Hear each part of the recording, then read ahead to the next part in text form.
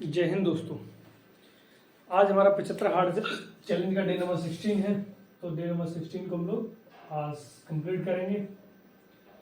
हम इसमें ज्योग्राफी के बारे में पढ़ रहे थे। हमने प्लेनेटों के बारे में पढ़ लिया था। एटमॉस्फेयर के बारे में हमने थोड़ा सा स्टार्ट कर दिया था कल। आज हम एटमॉस्फेयर को आगे बढ़ाते हैं, जिसको हम वायुमंडल बोल देते हैं। तो एटमॉस्फेयर को,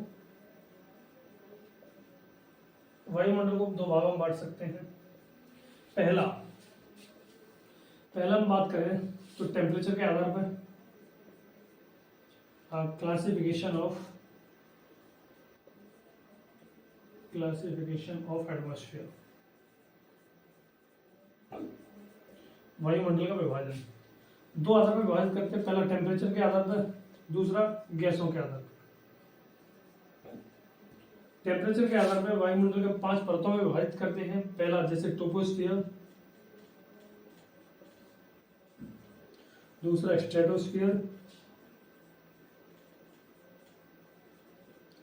तीसरा मेसोस्फियर,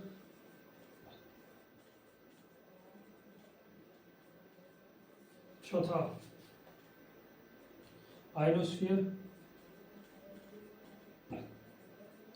पांचवा एक्सोस्फियर। गैसों के आधार पर हम दो भागों में बांट सकते हैं। एक तो क्या नाम है, होमोस्फियर, एक हेट्रोस्फियर। ये हम वायुमंडल को जानते हैं। ठीक है, अब हम एक एक करके टेम्परेचर के आधार बात करें। लेयर में हमारी पृथ्वी पे किस प्रकार का टेम्परेचर पाया जाता है, वो हमारे टेम्परेचर के आधार पर हो गया। गैसों के आधार पर हम अभी गैसों के बारे में बात करते हैं। फिलहाल ये गैस क्या होती है, कितनी पाई जाती है, कहाँ पाई जाती है, तो गैसों को आगे कंप्लीट करेंगे। जैसे दोस्तों ये गैसेस हैं, गैसों के बारे में बात करते हैं। सबसे पहले नंबर की जो गैस है वो है नाइट्रोजन।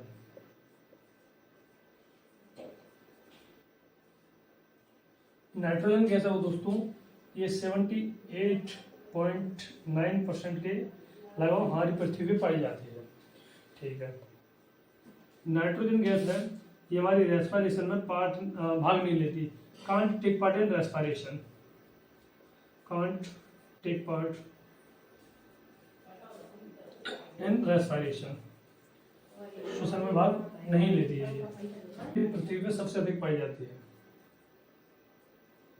ये पृथ्वी पे सभी गैसों में सबसे अधिक हमारी नाइट्रोजन गैस पाई जाती है। ये हमारी कंट्रोल फायर यानी आग को कंट्रोल करती है।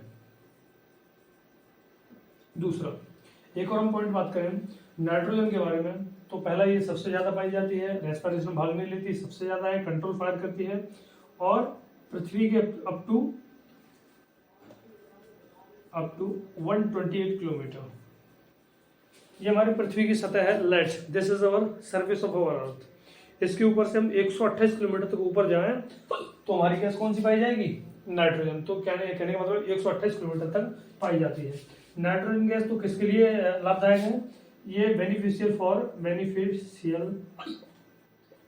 फॉर प्लांट्स, ये पेड़ पौधों के लिए लाभकारी गैस है। हमने नाइट्रोजन के बारे में बात की। अब इससे आगे हम ऑक्सीजन के बारे में और बात कर लेते हैं दोस्तों। दूसरे नंबर पे जो सबसे ज्यादा गैस पाई जाती है वो है ऑक्सीजन। ऑक्सीजन हम O2 से डिनोट करते हैं। ये हमारी एटमॉस्फेयर में 20.9% यानी 21% भी कह सकते हैं, 21% हमारे एटमॉस्फेयर में ऑक्सीजन गैस पाई जाती है। टेक पार्ट इन रेस्पिरेशन, ये श्वसन में भाग लेती है। जो हम सांस लेते हैं तो हमारे सांस लेने में इस गैस का प्रयोग किया जाता है।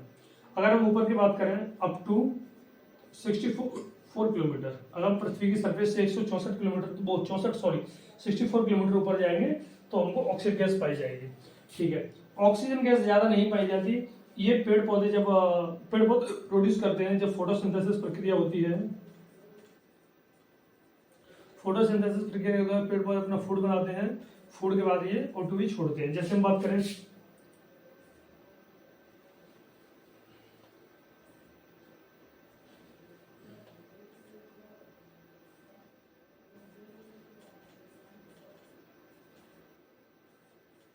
Sunlight, chlorophyll C6H12O6 plus 6O2। कहने का मतलब है अगर 6 कार्बन के मॉलिक्यूल होंगे, 6 हाइड्रोजन यानी वाटर के मॉलिक्यूल होंगे, ठीक है, तो सनलाइट की प्रेजेंस में क्लोरोफिल पेड़ पौधों में पाया जाता है, पत्तियों, तो इतने भोजन बनाते हैं, इसको बोलेंगे ग्लूकोज। ग्लूकोज इसको हम फूड बोलेंगे। ये 6O2 मॉलिक्यूल हैं, यानी पेड़ पौधे ऑक्सीजन को क्या करते हैं, रिलीज करते हैं। तो ऑक्सीजन के बारे में बात करें, टेक पार्ट इन फायर, आग वगैरह जलाने में मदद करते हैं ऑक्सीजन। अगर दोस्तों अगर नाइट्रोजन कम होगी, ऑक्सीजन ज्यादा होगी, तो आग लगने की संभावना उतनी ही ज्यादा होगी। तो ऑक्सीजन कम लेवल की होती है जिससे आग वगैरह नहीं लगती है। तीसरे नंबर के बारे में, गैस के बारे में बात करें, वो है कार्बन डाइऑक्साइड, जिसको हम CO2 बोल देते हैं। कार्बन डाइऑक्साइड CO2 बोल देते हैं। ये इंसान जो ह्यूमन बींग्स हैं, ये animals during respiration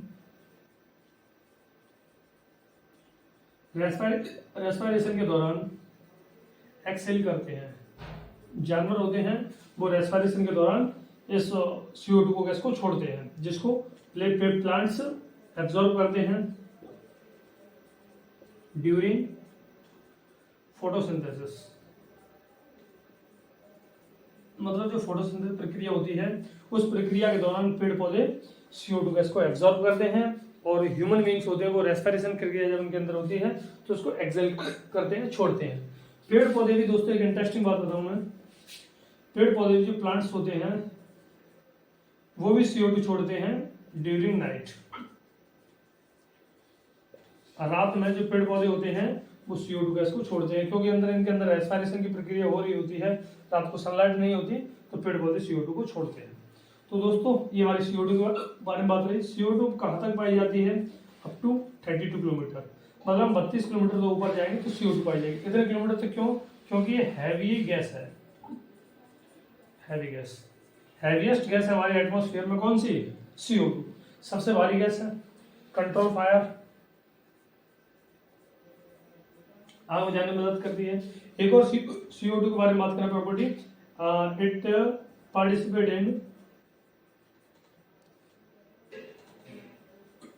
participate in global warming और greenhouse effect. Greenhouse effect में और ग्लोबल वार्मिंग में ये गैस सहायक होती है, क्योंकि जो कार्बन डाइऑक्साइड होती है वो क्या बढ़ा देती है, टेम्परेचर बढ़ा देती है। ये जब हम ट्रोपोस्फियर और स्ट्रेटोस्फियर के बारे में बात करेंगे तब इसके बारे में थोड़ा सा तब बात करेंगे। जो CO2 गैस है ये किस तरीके से एटमॉस्फेयर से सूर्य की किरणें हैं, हीट है, उसको बाहर नहीं जाने देती। ये जो गैस है कार्बन डाइऑक्साइड, ये धरातल के समीप पाई जाती है। धरातल के समीप in the sense nearest to the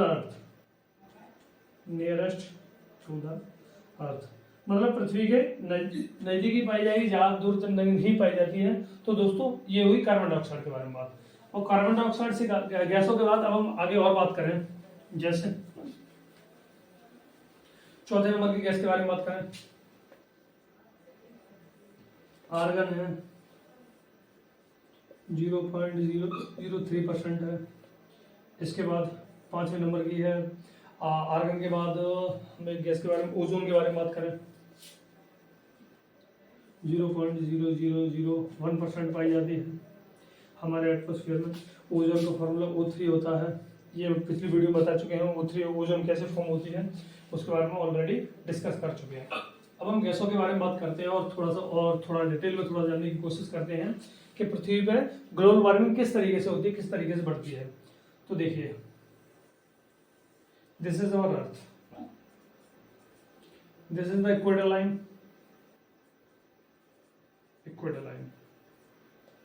zero degree, ये इक्वेटर लाइन है 0 डिग्री। अगर हम बात करें पृथ्वी के चारों ओर गैस पाई जाती है। गैस जो है वो पृथ्वी के नजदीक ज्यादा पाई जाएंगी, जैसे जैसे पृथ्वी से हम दूर जाते जाएंगे गैसों की मात्रा कम होती जाएगी। क्यों होती जाएगी, क्योंकि पृथ्वी के अंदर जो ग्रेविटेशनल पुल होता है, ग्रेविटेशनल फोर्स होता है, वो गैसों को अपनी ओर खींचे रखता है, आकर्षित करता है। ये मान लो सन है,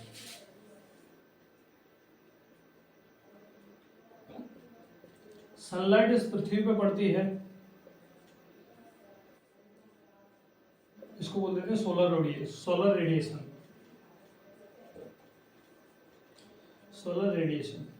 सोलर रेडिएशन क्या होता है, कुछ जो सूर्य की रोशनी है वो गैसों से टकरा के वापस चली जाती है, कुछ जो है वो पृथ्वी तक आ जाती है, सरफेस तक आ जाती है, कुछ वापस चली जाती है।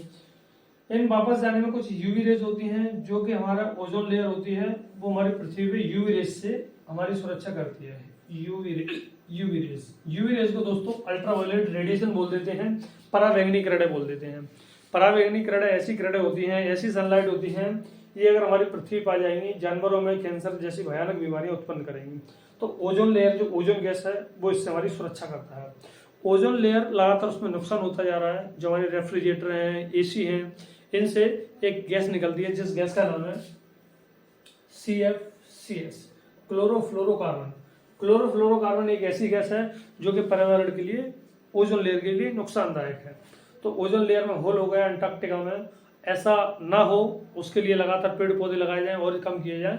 तो इसके बारे में बात कर देते हैं थोड़ा सा, ठीक है। सोलर रेडिएशन कुछ पृथ्वी तक आ जाती है, तो ये गैस होती हैं जो हमारी कार्बन डाइऑक्साइड होती है CO2, वो इस गैस को बाहर नहीं जाने देती।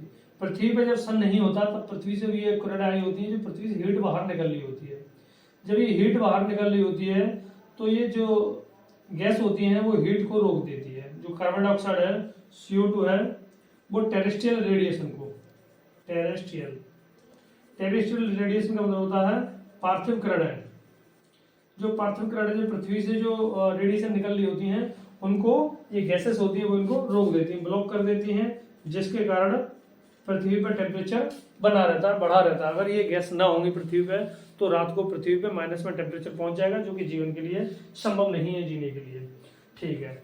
तो ये तो सन के बारे में वही बात हुई। इसको हम शॉर्ट रेडियो में बोल देते हैं या शॉर्ट वेव बोल देते हैं, शॉर्ट वेव बोलेंगे इनको, शॉर्ट वेव, ठीक है, जो पृथ्वी तक आती है।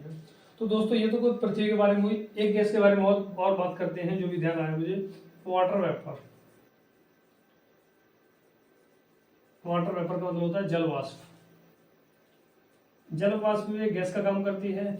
ये सबसे ज्यादा, अगर क्वेश्चन एक बनता है सबसे ज्यादा परिवर्तनशील गैस का नाम बताइए तो है वाटर वेपर। क्वेश्चन आएगा सबसे ज्यादा परिवर्तनशील गैस है तो है वाटर वेपर। वाटर वेपर में क्या होता है, पानी की जो बूंद होती है, पानी होता है, ह्यूमिडिटी होती है, एयर में जो ह्यूमिडिटी होती है उसी को हम वाटर वेपर बोल देते हैं। अब ये ह्यूमिडिटी कहां से आती है, एक तो ओपन सरफेस ऑफ वाटर, जो पानी हमारा खुले में रखा रहता है, तालाबों में, नदियों में, समुद्रों में, उनसे ये पानी भाप बनकर उड़ता है, लगभग 3 से 4%, ठीक है। उसके बाद होता है, एक होता है ट्रांसपायरेशन प्रोसेस। ट्रांसपायरेशन एक ऐसी प्रक्रिया है जो पेड़ पौधों में पत्तियां होती हैं उनसे पानी भाप बनकर उड़ता है, ये भी कुछ परसेंटेज में होता है, ठीक है।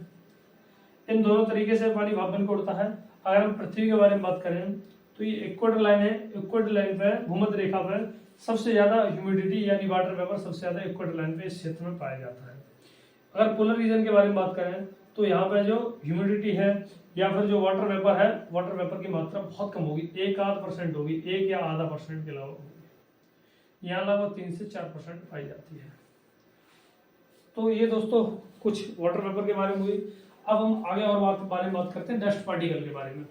जो डस्ट पार्टिकल है, धूल कण है, धूल के कण जो हमारी एटमॉस्फेयर में पाए जाते हैं वो क्या काम करते हैं दोस्तों। एक डस्ट पार्टिकल भी हमारे एटमॉस्फेयर में पाए जाते हैं, धूल कण होते हैं। धूल कण क्या कर देते हैं, ये जो वाटर है, वाटर को अपने साथ मिक्स करके रखते हैं, वाटर मिक्स करके रखते हैं, जिसके कारण स्कैटरिंग ऑफ लाइट होती है, स्कैटरिंग ऑफ लाइट, प्रकाश परावर्तित होता है, जिसके कारण जो हमारी एयर है, एयर की कुछ मॉलिक्यूल है, जिसके कारण हमको आसमान कैसा दिखाई देता है, नीला।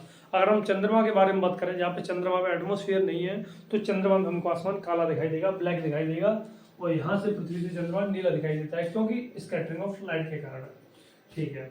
डस्ट पार्टिकल होते हैं, धूल के कण होते हैं, इन्हीं से एयरोसोल बनते हैं। एयरोसोल जैसे फॉग वगैरह हो गया, मिस्ट हो गया, धुंध वगैरह हो गई, कोहरा वगैरह हो गया, ये सारी चीजें डस्ट पार्टिकल की वजह से होता है, ठीक है दोस्तों। एटमॉस्फेयर के बारे में हमने अभी तक इतनी बात की। अब हम एक एक करके इनकी लेयरों के बारे में जान रहे होंगे, ट्रोपोस्फियर, स्ट्रेटोस्फियर, मेसोस्फियर, इन चीजों के बारे में बात करेंगे।